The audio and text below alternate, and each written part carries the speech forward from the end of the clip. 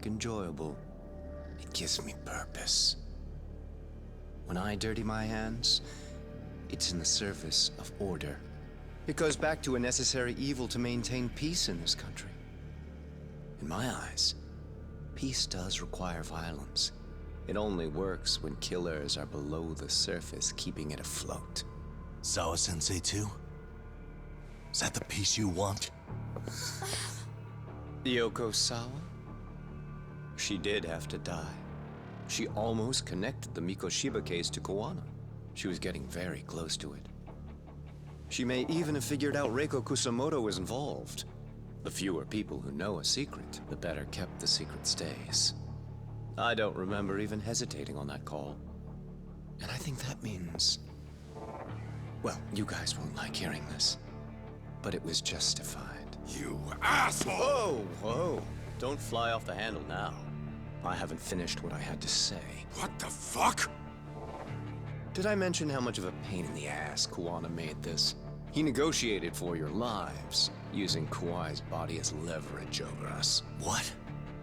So relax, would you? I don't plan on killing you here. Then why even show your sorry face?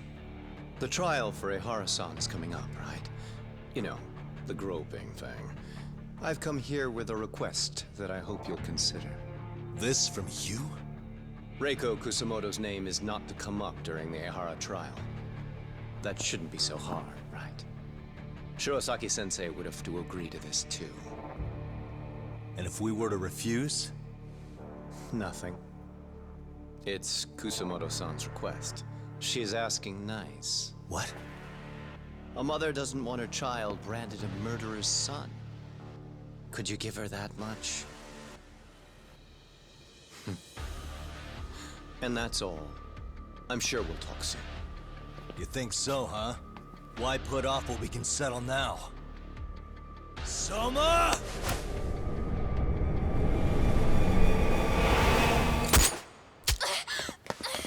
Akane! Akane-chan!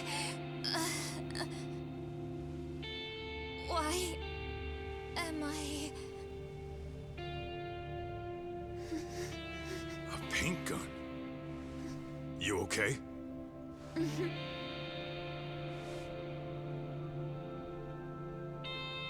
That son of a... Well, hell, that's gotta hurt. But a bruise sure beats the alternative, right? Yeah, okay. I'd say he got us good with that one.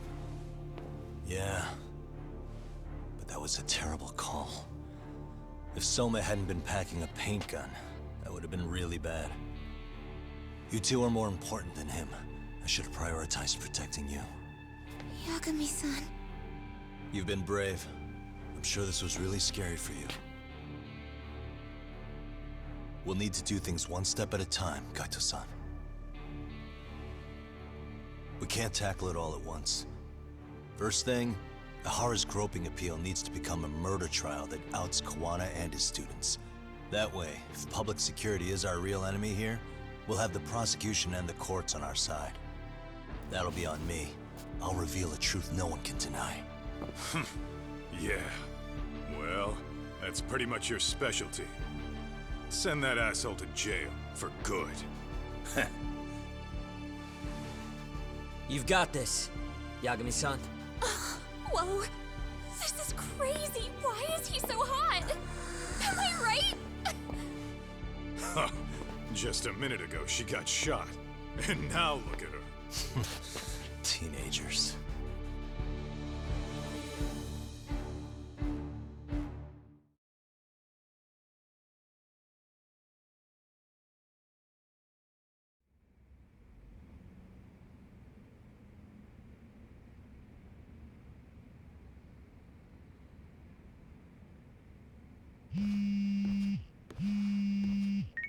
Hello? Yeah, I'm getting ready now, Sari-san.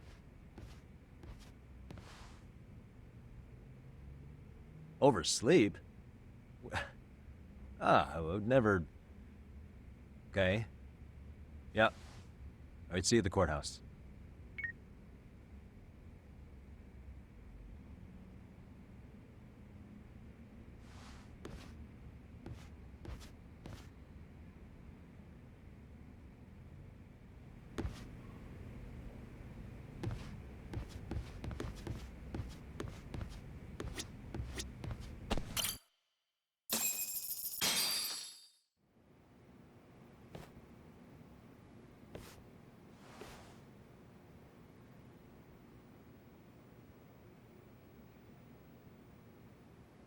Held on violation of Shinjuku Station's anti-nuisance ordinance, the defendant of this appeal is active duty officer Akihiro Ihara.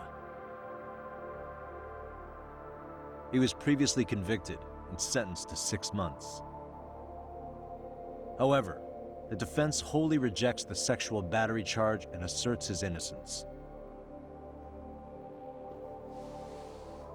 The prosecution points to 2 pieces of evidence to prove the defendant guilty. One is the security camera footage from Ikebukuro to Shinjuku Station. The other is fiber traces from the victim's undergarments on the defendant's hand. The defense maintains this was not sufficient evidence to issue a guilty verdict. We have prepared counter-arguments to each piece of the prosecution's evidence. How does the prosecution respond? We maintain the original sentence was perfectly adequate. That is all. Then first, let's examine the security footage from Ikebukuro and Shinjuku Station submitted at the first trial. This is footage of Ikebukuro Station on October 7th at 7:43 a.m. The individual wearing sunglasses and a mask is believed to be the defendant. This person remains in the area for over an hour, watching as countless trains make their stops. At 9:06 a.m., he locates the victim of this case, then he boards the train and pursues her. This footage of the station platform is from when the suspect and victim board the train car. We already saw this during the first trial. Let's not be redundant. Of course not. The victim claimed the defendant moved in a suspicious manner once the train left Ikebukuro Station, ultimately placing his hand under her skirt. After they arrived at Shinjuku Station 6 minutes later, the victim gathered her courage and grabbed his hand. However, there's a possibility the offender seen here is not the defendant himself, but a different person entirely, a stand-in. The goal was to disguise this event as an alibi for the murder which occurred in Yokohama that same morning. In other words, this instance of sexual battery was a conspiratorial fabrication. The original verdict was issued without taking this into consideration, resulting in an inadequate trial. This is merely speculation. The defense has no proof to support these claims. Precisely the issue. Yes, there is indeed no definitive proof that confirms the existence of a stand-in. However, the notion itself cannot be disproved, even with all of the prosecution's evidence. Would you care to elaborate, please? The assailant fled the train and was caught shortly after on the Shinjuku Station platform. Many nearby passengers filmed the scene, which then circulated throughout Japan. The impact may have been greater since the defendant was an active duty officer. There's no mistake that the man apprehended at the platform was the defendant. Upon arrival, station police arrested him and immediately performed a trace element inspection. With that said, there's a very real possibility the offender who ran off the train was an entirely different person, and we have the evidence to prove that.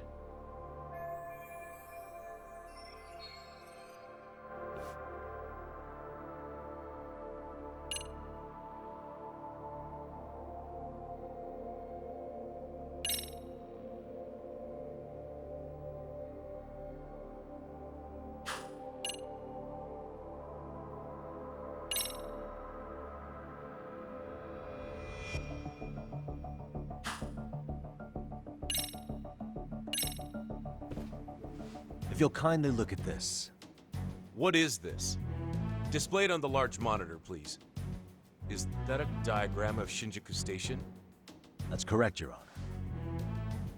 First, the victim and the offender ran onto the platform as soon as the train doors opened. The train car they boarded is here on this map.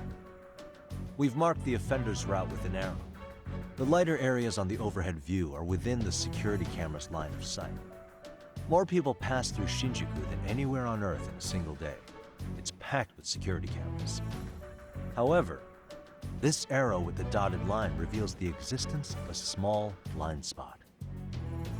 That's where the defendant and stand-in swapped places. I see. So you claim this was their opportunity? Yes. As such, I'd like to question the defendant once more over this evidence.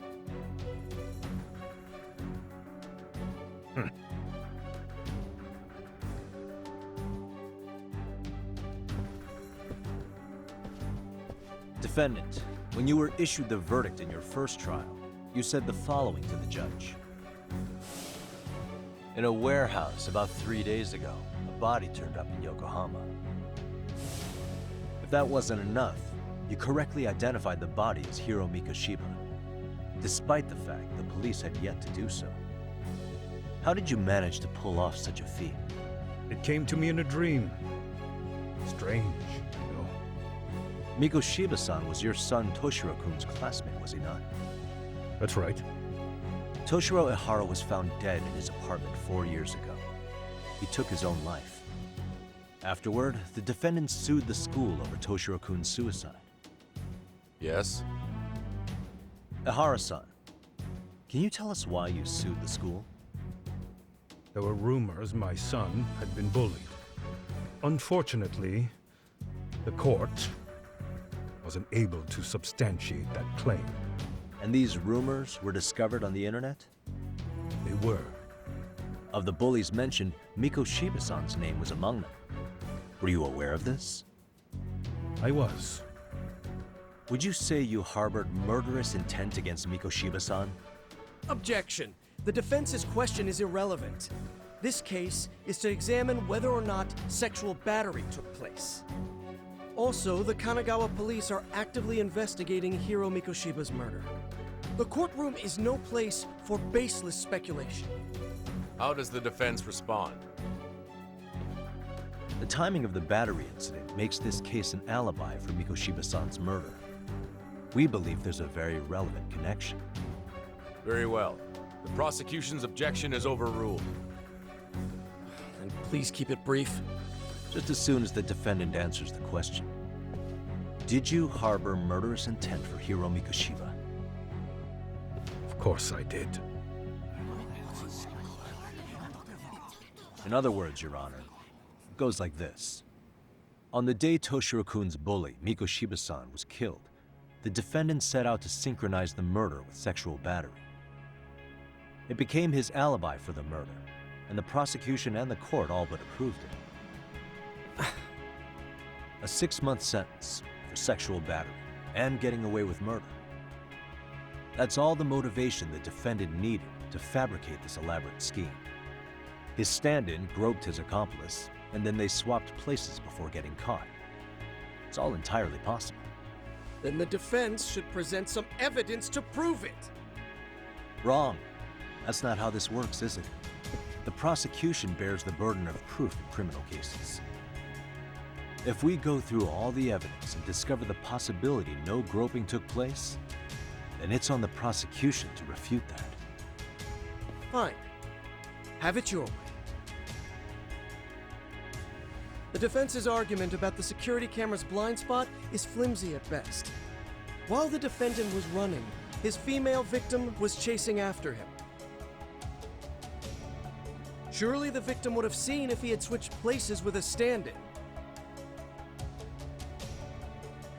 Yet the victim provided no such testimony. The victim, Yui Mamiya, was an accomplice in the scheme. Objection! This is an insult to the victim. Such claims harm the integrity of all women.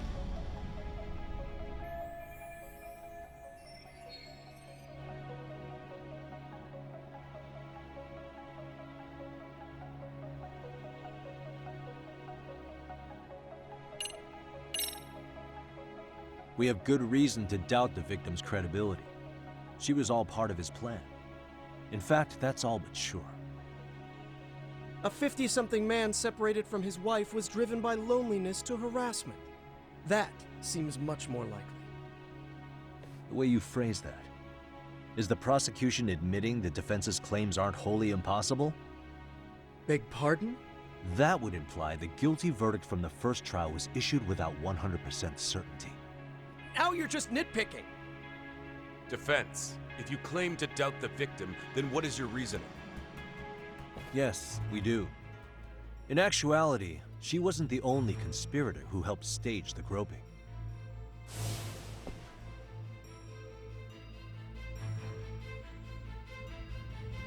The bystander who captured the defendant, the witness who recorded the incident on his smartphone. Both men, in conjunction with the victim, were classmates from the same high school.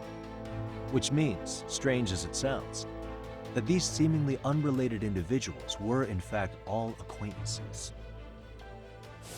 It's clear that this was a carefully organized and planned event. Our investigation discovered they all graduated from Kurokawa Academy in Tokyo 13 years ago. Additionally, Yoko Sawa, the teacher who was killed in Ijincho, graduated from the same class. 4 years ago, she was the teacher of the defendant's son, Toshiro-kun. We believe this indicates a connection between the Kurokawa Academy graduates and this case. Of course, that's as deep as we need to go on that. We've simply presented the possibility that multiple conspirators were present when the defendant was apprehended. And as long as such a possibility exists, the defense asserts the defendant cannot be found guilty. Your Honor, may I speak? What is it?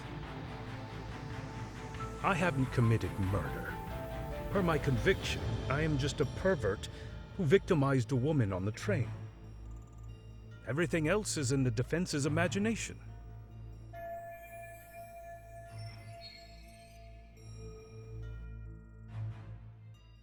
Defendant, why did you agree to this appeal then? You can ask my lawyers that. I simply didn't stop them. How does the defense respond? It's just as the defendant says. However, we believe his recollection may be a bit fuzzy. To refresh his memory, I'd like him to take a look at some footage. Will you permit this, Your Honor? Now what? But please, don't display this on the large monitor. We shouldn't shock the public. It's footage of a murder. Excuse me, wasn't that denied as evidence? As I said, this is solely to refresh your memory. It's up to the judge whether or not we show it.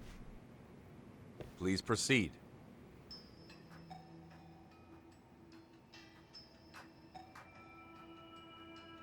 That's just internet footage with no known origins. No. This footage is from the SD card in the camera used to record it. This is a write once, read many card, also known as a worm. The police use it to photograph evidence. Anything recorded on it is highly reliable data. After serving your time, you intended to release this to the public. But Kawana can't wait for that to happen. And that's why he left it in my care. Don't kill me. Please. I'm sorry. Toshiro-kun. I'll make it up to him. I'll atone for it. I swear I'll try to make it up to him somehow. I'll spend the rest of my life making up for it.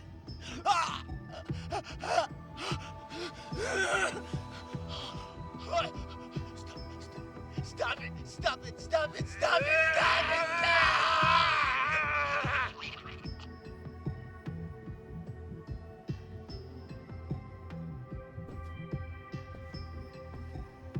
Defendant, in that footage, is the person in the white raincoat you?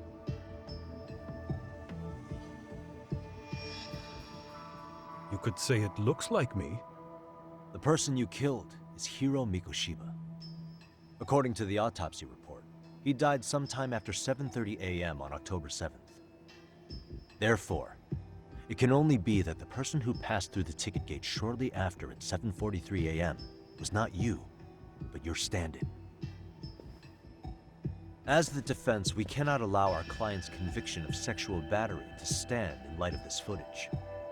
May we continue questioning the defendant? How does the prosecution respond? Even if the footage has an irrefutable source, that alone does not prove guilt of murder. I'd just like to state that in advance. So the prosecution is denying the murder? Remind me who exactly is defending me here? Good question. The defense repeatedly mentions a stand-in, but where is this person currently? Who even are they? The person on the station's security footage was wearing sunglasses, but he looked just like the defendant. We believe he used a mask made from a 3D printer. If you look closely, the alleged defendant at Ikebukuro Station and on the train does not move his mouth at all. We learned this from sources who may have been the stand-in and the collaborators. Then we should call them to the stand to testify. No need. The defendant should know all of this already. I don't know anything about it. He said he doesn't know. So what now? The defendant admitted to sexual battery, not murder. The murder footage has excellent production value, but nothing else corroborates the defense's claims. Your Honor, I would like to request further witness testimony from the victim. Denied. Both the defendant and the victim certified the validity of the battery, leaving no room for discrepancies. It would be unprecedented for a victim to testify further in this situation. By that logic, there's no precedent for using battery as an alibi for murder either. I will admit there is a possibility, but not enough to justify subjecting the victim to further distress in court. I must once again deny the request. But... Defense, I've made myself clear. Your Honor, following the defendant's last statement, we have a few more questions. Understood. Please proceed. What's next?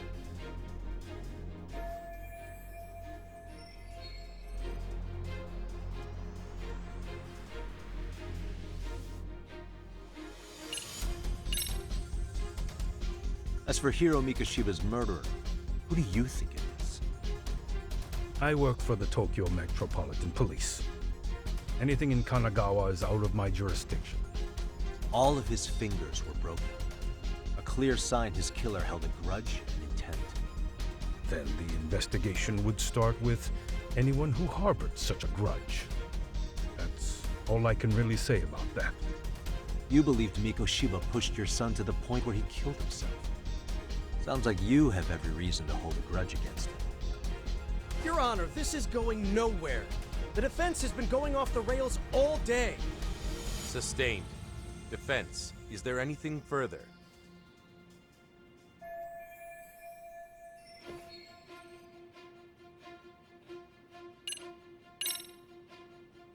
Ihara-san, you're familiar with Jin Kuwana, aren't you? He's a handyman in Ijincho. Nope, never heard of him. On October 7th, Kuwana disguised himself as you and boarded a train in Ikebukuro bound for Shinjuku Station. He was the stand-in for the sexual battery mentioned earlier. Your Honor, no evidence has been submitted to verify that statement. The name Kuwana was not present on any documentation, nor was the prosecution notified. Kuwana is the very person who encouraged the defendant to murder Mikoshiba-san. Defense, as the prosecution has stated, no one by the name of Kuwana is known to the court. We've not even confirmed if he exists. Please refrain from this line of questioning. But, Your Honor, Kuwana is a key factor in the defendant's motive. Without him, Ihara-san never would have killed Mikoshiba, and we wouldn't be in this courtroom. Am I getting through to you? I don't know a Kawana. No, you definitely do. Kawana's the one who fanned the flames of vengeance. You do well to remember that.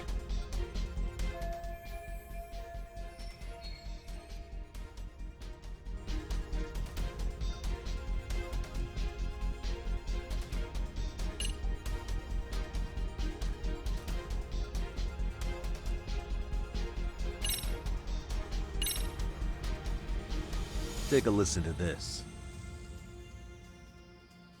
What is it? It wasn't just some random internet post that made you decide to kill Mikoshiba-san, was it? Even while battling the school in court, you still didn't know for sure who pushed Toshiro-kun to his death. That's when Kuwana came to you with this recording, right? Hmm? That's... Why do you...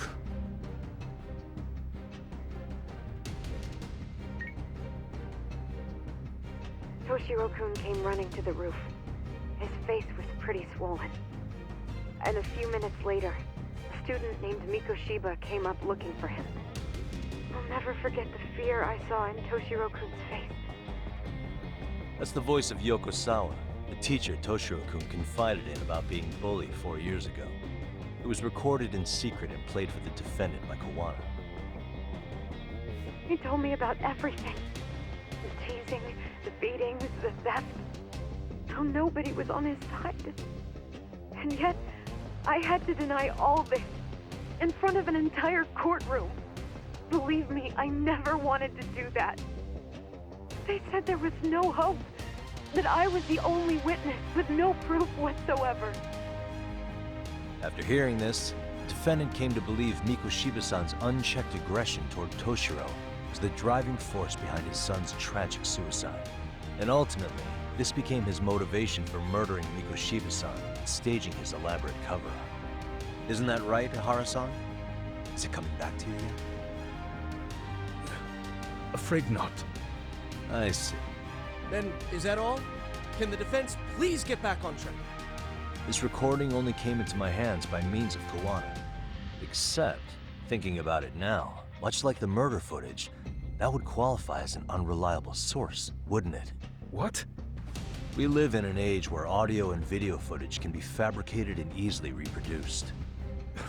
What are you getting at? Sawa-sensei, the one speaking in the recording, was murdered only days ago. And the one who recorded it, Kawana, disappeared without a trace. Meaning that as far as this recording is concerned, no one is left who can prove that it's authentic to the court.